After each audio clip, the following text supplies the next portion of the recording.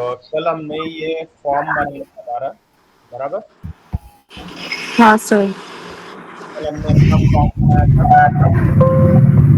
Form यहाँ पे तुमको confusing हो गई थी,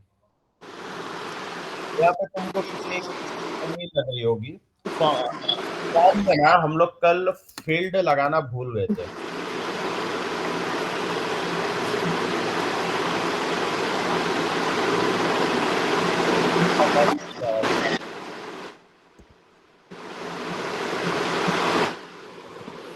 आगे तो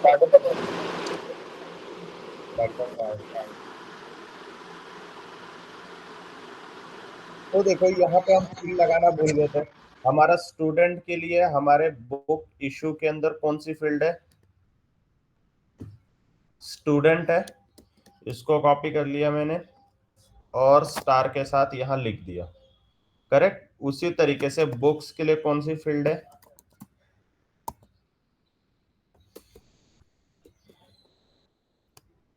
यहाँ पे मैंने लिखा, ठीक है, और यहाँ पे मैंने लिख दिया बुक्स के लिए हमारे पास कौन सी फील्ड है? बुक, ठीक है, ये मैंने यहां लिख दिया। अब देखो मैं रन करता हूं, रन किया। अब आते हैं हम यहां पे बुक इशू पे, ठीक है।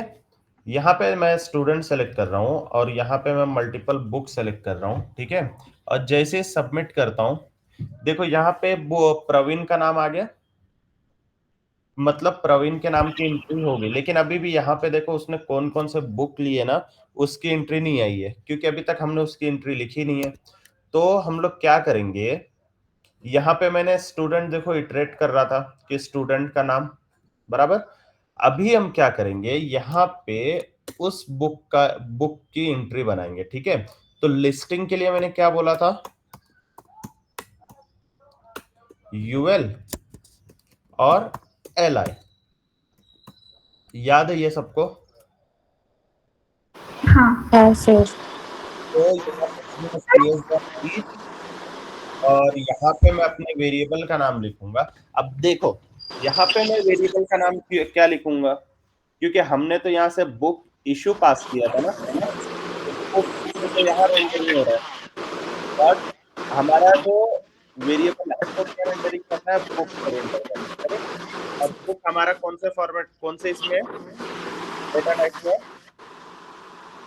लिस्ट। करेक्ट।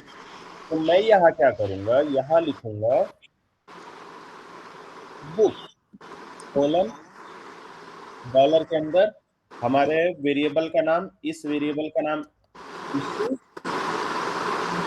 डॉट बुक, ठीक है, ये हो गया। उसके बाद मैं यहाँ लिखूंगा ch डॉट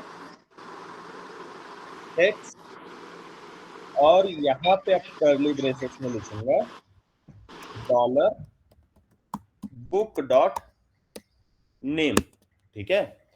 इतना लिखा। अब मैं इसको रिस्टार्ट करता हूं, ये देखो प्रवीण ने कौन कौन सी बुक इशू की है उसके नाम के आगे आ गया, आया क्या? यस।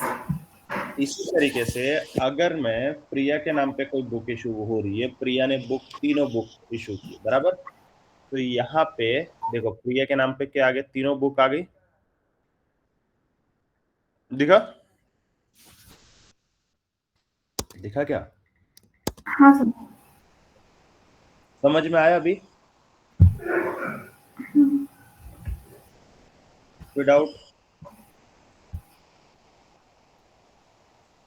सर माइस्क्ल का काम सिर्फ मीन्स डेटाबेस स्टोर करने के लिए रहेगा क्या? हाँ, बस डेटा स्टोर करने के लिए। ओके। तो अभी देखो यहाँ पे एक चीज देखना, मेनी टू मेनी में ना एक छोटा सा ट्रिक है जो इंटरव्यू में ना लोग पूछते हैं कि मेनी टू मेनी जब हम डिजाइन करते हैं ना तो क्या होता है, बराबर, पूछा जाता है। तो अभी हमने मेनी टू मेनी रिलेशन कौन से टेबल के अंदर बनाया? इस बुक इशू के अंदर बनाया, है ना।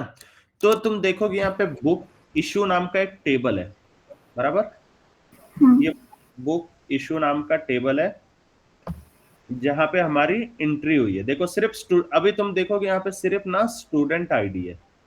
बुक इशू के अंदर हमने कितने टेबल बनाए थे और कितने कॉलम्स बनाए थे? 3 कॉलम बनाए थे, आईडी, स्टूडेंट और बुक बनाया था। लेकिन यहाँ पे तुम देखोगे यहाँ पे 2 ही है, आईडी है और स्टूडेंट है। बुक दिख रहा है यहाँ कहीं पे? नहीं। नहीं। लेकिन अगर तुम यहाँ पे टेबल लिस्टिंग में चेक करोगे ना, तो यहाँ पे एक और टेबल बना है, बुक इशू। क्या बना है? Book issue. Book issue. तो बुक इशू में अगर तुम जाओगे ना, तो यहाँ पे देखो तुम्हारा बुक आईडी का टेबल है, दिख रहा है? दिख रहा है क्या? हाँ, यस। तो अभी देखो ये काम कैसे करता है, एक्सेल काम कैसे करता है, सॉरी एक्सेल नहीं, ये अपना टेबल काम कैसे करता है। Many to many, many to many में तुम्हारा एक मेन कॉलम है, बराबर। तुम्हारा मेन कॉलम है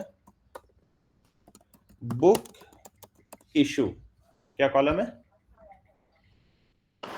बुक इशू। बराबर, बुक इशू नाम का कॉलम है।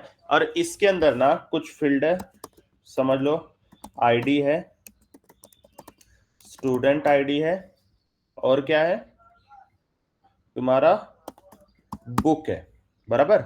अब बुक जो है ये मेनी टू मेनी है, ठीक है। स्टूडेंट जो है मेनी टू वन है, बराबर।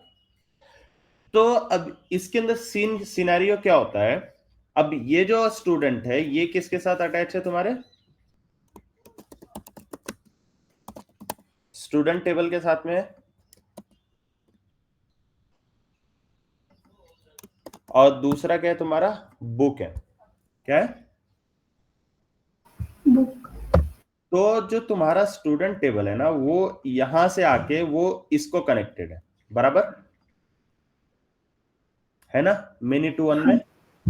अब देखो मेनी टू वन में कितनी एंट्री बनती है हमारी, हम कितने डेटा सेलेक्ट करते हैं मेनी टू वन में?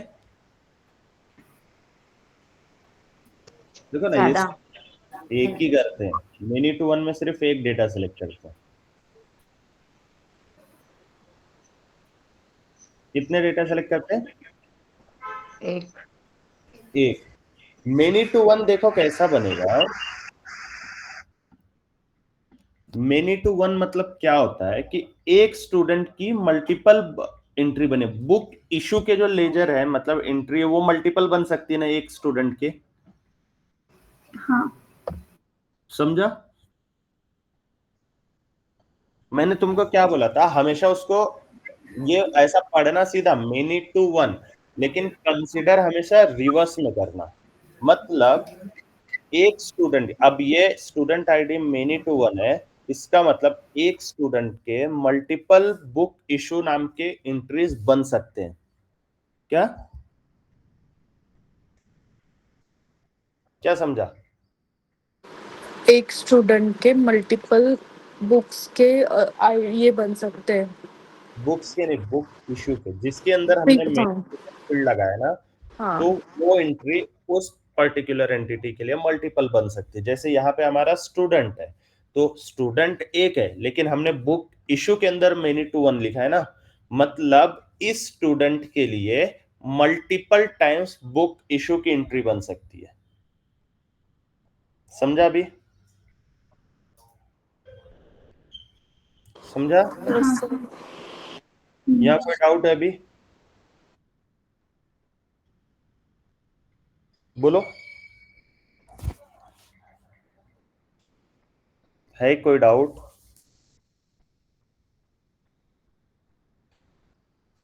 ठीक है, तो ये हो गया स्टूडेंट, एक स्टूडेंट के लिए मल्टीपल है। इसी तरीके से मेनी टू मेनी है।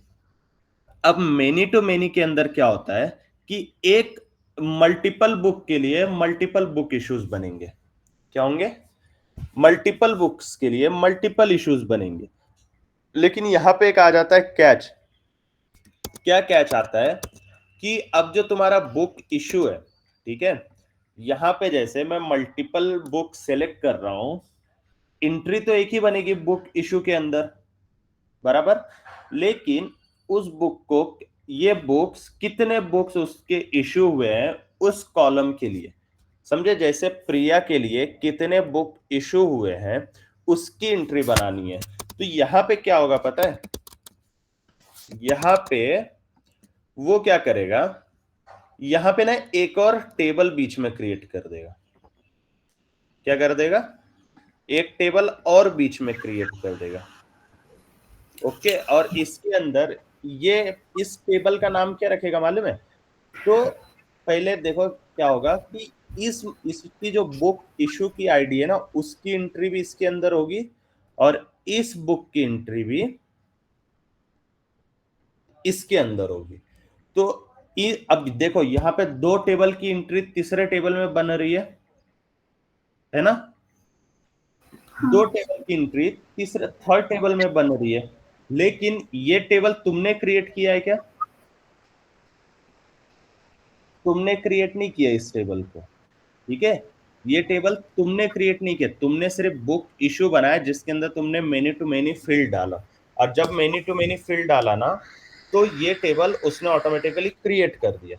अब ये टेबल ऑटोमेटिकली क्रिएट कर दिया, तो इसका नाम पड़ेगा बुक इशू बुक।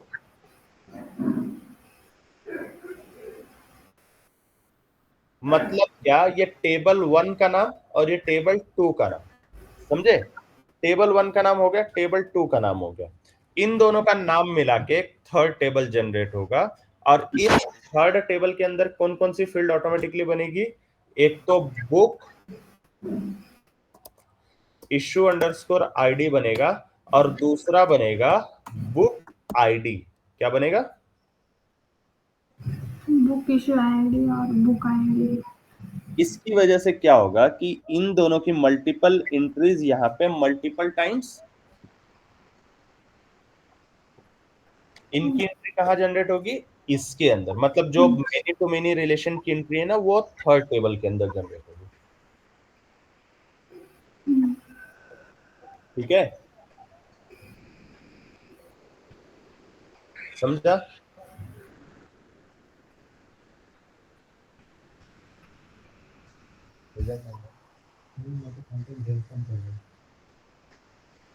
बैकएंड में जो भी अपन ने अभी किया तो बैकएंड में कैसे हुआ? ये जो ऑटोमेटिक जो टेबल क्रिएट हुआ वो कैसे हुआ? अभी के रामायण उसके लिए तो बताया प्रोग्रामिंग मैंने। किया अपन ने।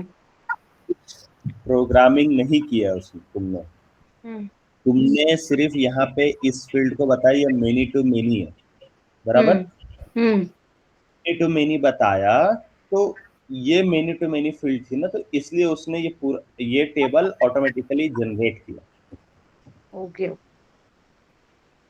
समझी? हम्म। अभी मैं तुमको ना एक्सेल लेवल पे बताता हूँ होता क्या है सिनेरियो।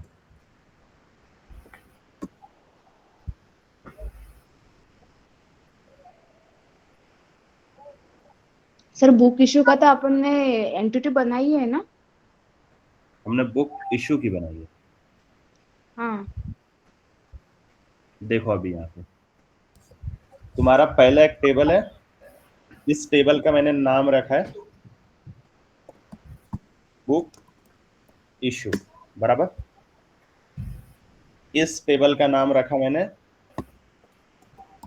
स्टूडेंट, बराबर। और थर्ड टेबल का नाम रखा मैंने बुक, ठीक है, इतना समझा? तीन टेबल बने मेरे पास। हाँ। अब बुक इशू, अब स्टूडेंट के अंदर क्या क्या है समझ लो, उसका आईडी है, उसका नेम है, उसका डिपार्टमेंट है, बराबर, ये नाम है। इसके अंदर मैंने 1 2 3 4, ठीक है, ये एंट्री मार दिया, यहाँ पे लिख दिया राधिका, प्रिया, प्रवीण और राहुल, लिखा।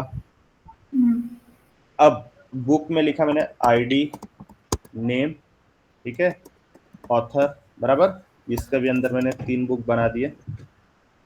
अब मैंने लिखा यहाँ पे लिख दिया बुक का नाम, लिख दिया सॉफ्टवेयर, यहाँ पे लिख दिया टेस्टिंग, यहाँ पे लिख दिया जावा। कितना समझा? अब इस बुक की और स्टूडेंट की एंट्री हो गई। यस। इतना समझा? इतना सबको समझा? बेसिकली ये बेसिक हाँ क्या सर। हुआ हाँ प्रिया? हाँ सर। हाँ, तो अब मुझे क्या करना है कि यहाँ पे ना मुझे ये रिकॉर्ड मेंटेन करना है कि कौन से स्टूडेंट ने कौन सा बुक इशू किया है। क्या रिकॉर्ड मेंटेन करना है? कौन से स्टूडेंट ने कौन सा बुक इशू किया है। बराबर, ठीक है। अब मेरे पास ये आएगी, समझ लो प्रिया आई। मैं यहाँ पे मेरा बुक इशू आईडी 1 रखता हूँ और ये लेता हूँ प्रिया आई, बराबर। अब प्रिया ने यहां से 2 बुक सेलेक्ट किए, बराबर। कितने बुक लिए? 2। 2 बुक लिए। तो अभी यहां पे एंट्री कैसे बनेगी? यहां पे कॉलम कितना है बुक के लिए? 1। एक ही कॉलम है, लेकिन हाँ। प्रिया को तो 2 बुक चाहिए ना। हाँ। मैं उसको क्या बोलूंगा कि तुझे 2 बुक नहीं मिल सकता, तू एक ही बुक ले और शांत बैठ जा। नाइस। तो वही वाला जो तो ये है वो ऑटोमेटिक। लेकिन सुनो सुनो, अभी सुनो। पहली सिनारियो ये कि मैं प्रिया को ये नहीं बोल सकता कि तू एक ही बुक ले और शांत हो जा। उसको बोलेंगे कि ठीक है 2 बुक इशू कर ले, बराबर है ना। हाँ। 2 बुक इशू कर ले। लेकिन अगर प्रिया 2 बुक इशू करने गई तो यहाँ पे देखो 2 एंट्री बन जाएगी, सॉफ्टवेयर और फिर से यहाँ पे नंबर 2 प्रिया। यहाँ पे प्रिया लिखा और यहाँ पे मैंने लिख दिया टेस्टिंग। अब 2 एंट्री बन गई, बनी क्या? यस। लेकिन प्रिया ने तो इशू दोनों बुक एक ही साथ किए है ना, कि उसने अलग अलग किया है? एक साथ। एक साथ किया। तुम्हारा तुम एज अ लाइब्रेरी एडमिन हो, तुम्हारे पास आई और बुक उठाया और आके दिया तुमको। तो उस केस में उसकी एंट्री कितनी बननी चाहिए? 1 बननी चाहिए। हाँ, बट इस सिनेरियो में क्या बन रही है? 2 एंट्रीज बन रही है। तो 2 एंट्रीज बन रही है ना। तो यहाँ पे तो जब डेटाबेस है ना ऐसे काम नहीं करता जब हम मेनी टू मेनी बनाते हैं, क्योंकि यहाँ पे हमने बोला है ना कि एक स्टूडेंट कितने भी बुक इशू कर सकता है, बराबर। बराबर समझा इतना? हाँ सर। तो ये क्या करेगा, तो डेटाबेस है ना तुम्हारा ये कॉलम नहीं बनाएगा। क्या? बुक का कॉलम इधर नहीं बनाएगा, समझा।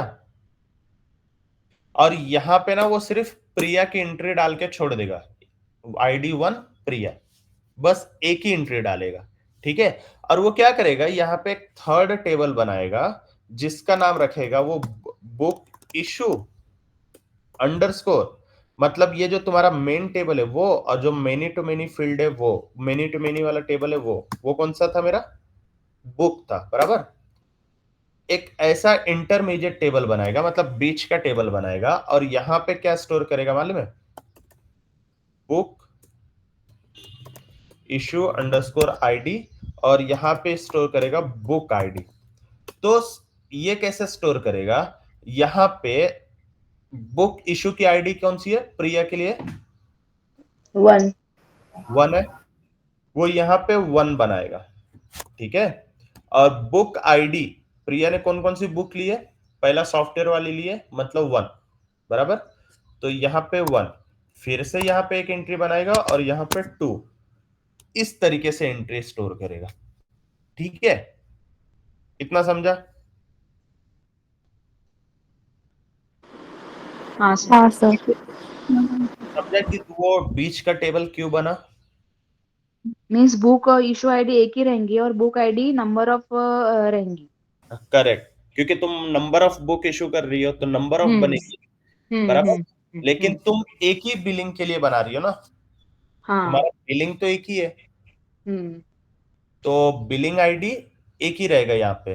तो इससे क्या होता है मालूम है क्या, जब हम लोग जब रिकॉर्ड मेंटेन करते हैं ना डेटाबेस के अंदर, तो क्या होता है यहाँ पे अगर मैं 2 एंट्री बना देता, सपोज प्रिया प्रिया, और यहीं पे मैं 2 एंट्री बना देता, ठीक है, यहाँ पे, तो यहाँ पे देखोगे ना, यहाँ पे 2 एंट्री जनरेट हो गई है, बराबर है ना।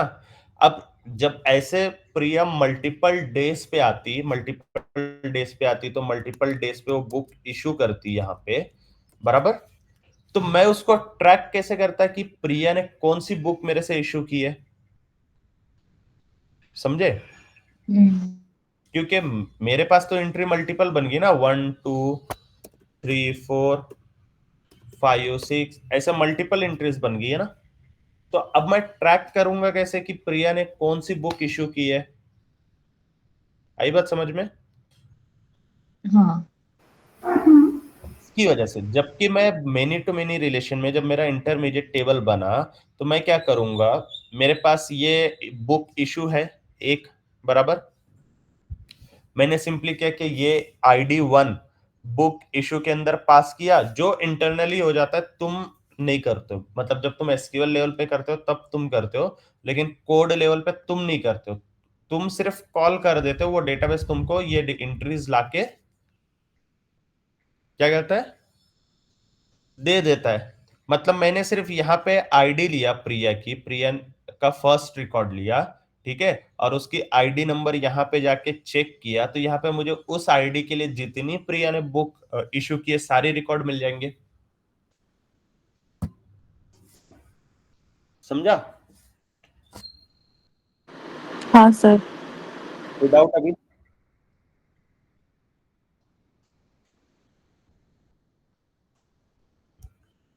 कोई डाउट है, नहीं। पक्का।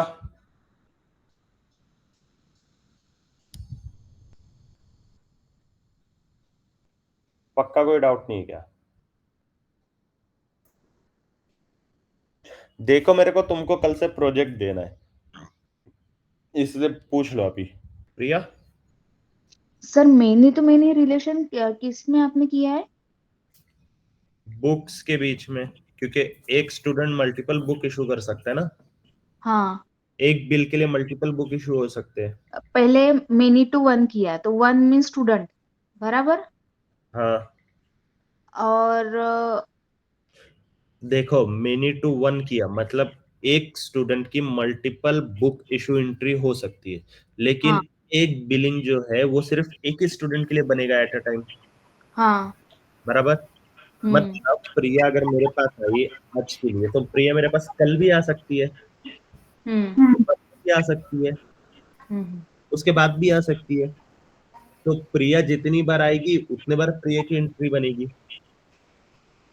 ओके बराबर। ओके, समझा समझा समझा, ये लाइन नंबर 20 एंड 23 ना।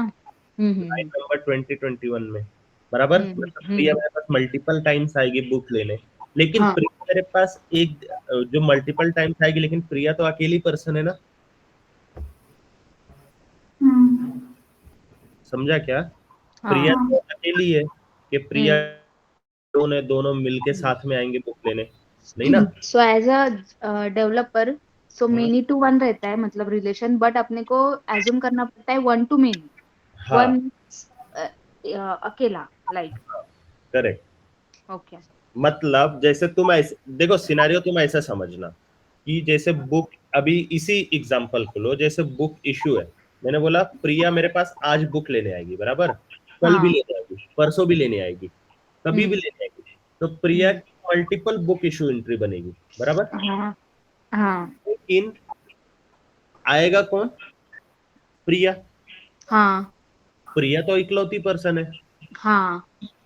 आई बात समझ में, प्रिया अकेली हाँ। पर्सन है, तो हम्म। प्रिया अकेली पर्सन है तो उसके लिए मल्टीपल बुक इश्यूज बन सकते हैं, लेकिन प्रिया इकलौती है, हाँ।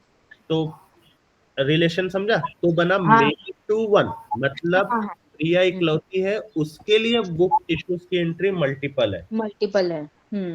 इसीलिए मेनी टू वन। तो अब हम्म। यहाँ पे अगर तुम देखोगी तो यहाँ पे मेरा इशू में मल्टीपल क्या बन रहा है? Book issues.